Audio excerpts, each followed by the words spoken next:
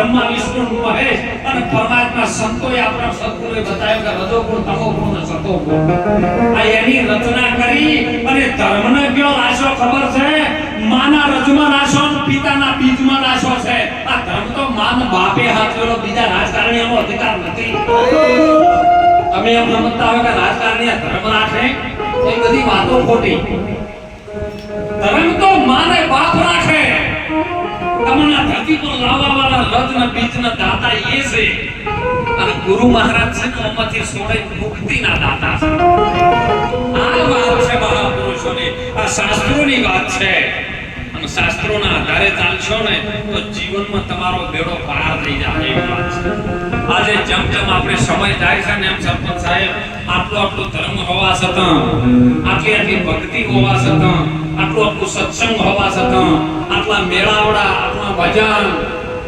છતાં પબ્લિક યુવા પેઢી આજ ગેરમાર્ગે દોરાઈ ગઈ છે એનું કારણ શું છે કારણ કે એને આપણે ટકોર કરો છો ને 5 વર્ષ મહેનત કરો ને એટલે પેલા આઈ ચાર તારમ બધું રમણ કરી જતા લડજો તમે રાજકારણ તમારે ના શીખવાનું હોય ક્ષત્રિયના દીકરા તો અન્ય અનાદિનું રાજકારણ તો તમારા હાથમાં જ છે પણ જંગલ હતું જંગલ ઈશ્વરભાઈ એટલે વડલાને છે બધા બેઠા હતા અને એમાં એક કઠિયારો આવ્યો કોળીઓ લઈ એટલે આખા જંગલમાં ઝાડવા રોવા માંડ્યા પ્રાણી પંખી તો થરવા માંડ્યા એ વડદાદા તમે કરો આ કઠિયારો કોળીઓ લઈને આવ્યો છે ને બચાઈ ગયો બધું જંગલ વાટી જાય વડલો બોલ્યો છે આવા વડીલ બેઠા હતા ને બોલ્યા કે તમે ચિંતા કરશો નહીં કઠિયારાની એ તાકાત નહીં કે કોળિયાની તાકાત નહીં જંગલ વાટી જાય પણ વળતા નીકળ્યો ને એટલે દાદો ના બોલ્યા એટલે બધાને પૂછ્યું કે હવે દાદા કેમ બોલતા નહીં કે હવે શું બોલું ભાઈ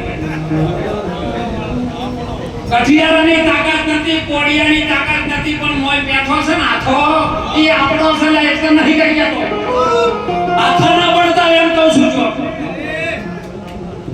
રેજો એકતા ઉપર રેજો હો સાહેબ ભજનમાં રેજો ભરપૂર સવારામ બાપા કહે છે એ તમે ભજન ના રે એ ભરોસે રેજો અંતે અમર બીજાક જેને હાથમાં આયો છે એને કાળ કેમ કરી લો છે તમે ભજન ના રે એ ભરોસે રેજો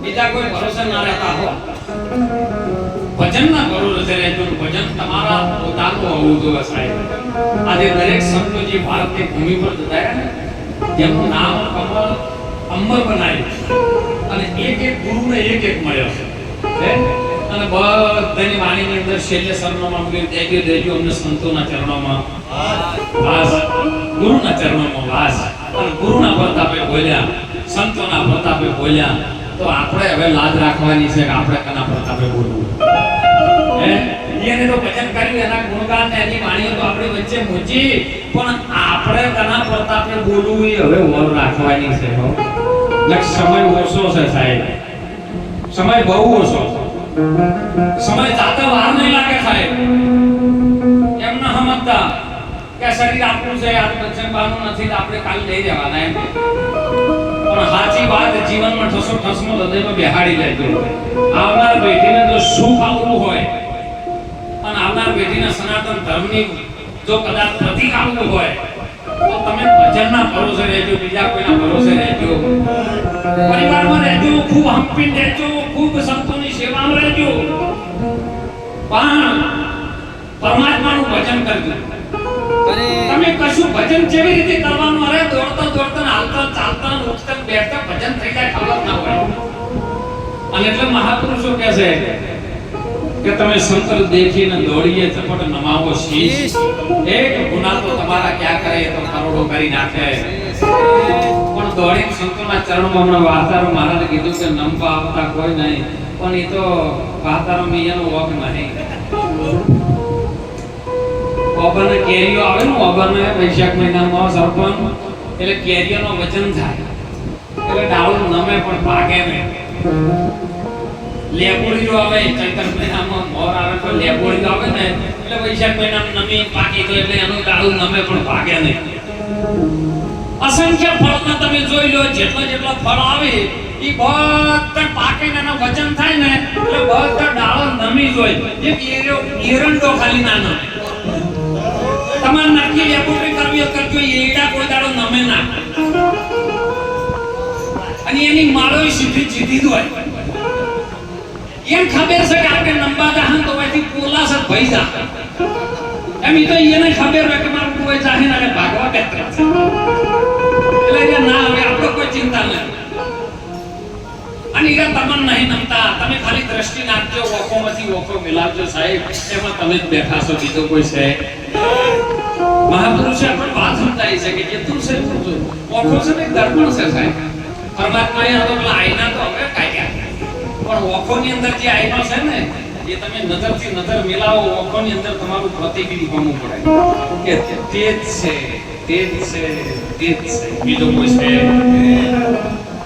ऐसो खेल रचो मेरे दादा जो दूं तो तू ऐसी भूल दुनिया के अंदर साबित करना तू.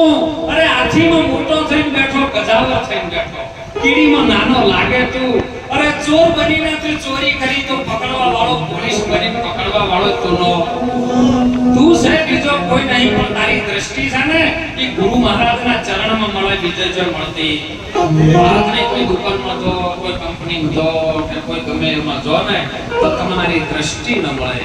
દ્રષ્ટિ માટે ગુરુ દ્રષ્ટિ જોઈએ. ગુરુ આપે. ભગવાન કૃષ્ણએ એમને સુંદર વાત કરી હતી નરસિંહ મહારાજે કે ભગવાન કૃષ્ણએ અર્જુનને દ્રષ્ટિ આપી ને એમ આપણા ગુરુ મહારાજની બે દ્રષ્ટિ આપણે અંદર જસોટસ છે. ખાલી એને જાગૃત કરે. દીવામાં દીવન ભરેલું છે પણ એને ખાલી પ્રગટાવે. બીજું કોઈ ઉમેરતા નહીં. ખાલી શાંત કરે.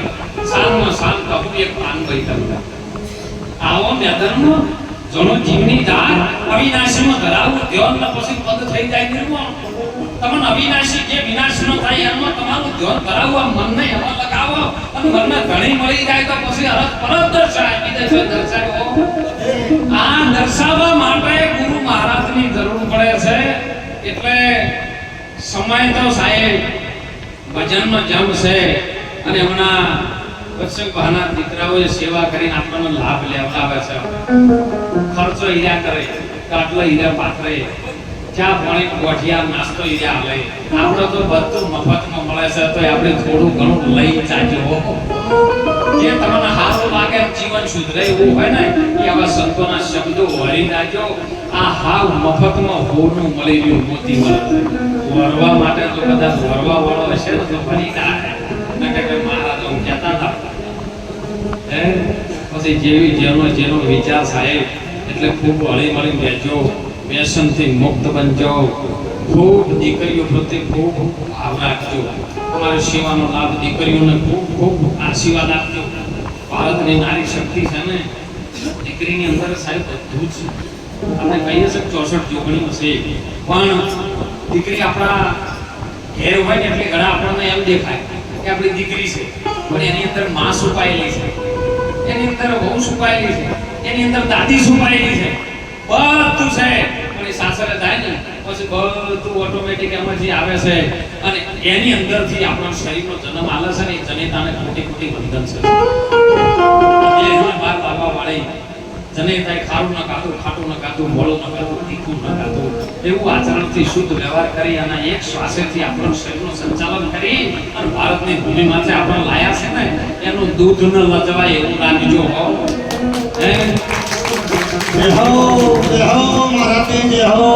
બીજું તો ખાસ કરીને 5 મિનિટ ટાઈમ લઉં કે સાહેબ આજની યુવા પેઢીને ખાસ વિનંતી કરું છું. ટેકનોલોજીના યુવા દરની અંદર મોબાઈલ 6 ઇંચનો છે. મોબાઈલમાં તમે ધારો ને એવું અંતર લઈ શકો એવું છે. પણ લેવા જેવું હોય લેજો. કોઈ સારો ધંધોમાંથી થાય ને સારો ઉપયોગ થાય ને તો એવું કોઈ સારો બિઝનેસ વિચાર કરજો. કોઈ સારો ભજન સત્સંગનો વાતો વખણાજો પણ એમાંથી ન લેવાય એવું ન લેજો. તમે ભૂલથી કદાચ એમાંથી એક વાત એવી લઈ લો તમે મા બાપના પગે ન લાગતા હોય, કોઈ સંતોના પગે લાગવા ન આવી શકતા હોય, પણ કદાચ મોબાઈલમાંથી એવો ખોટો એક શબ્દ એવો લઈરો અને એ શબ્દ તમારા જીવનને વેરવિખેર કરી નાખે અને એવું પગલું ને એવું સમય આવીને બોલે.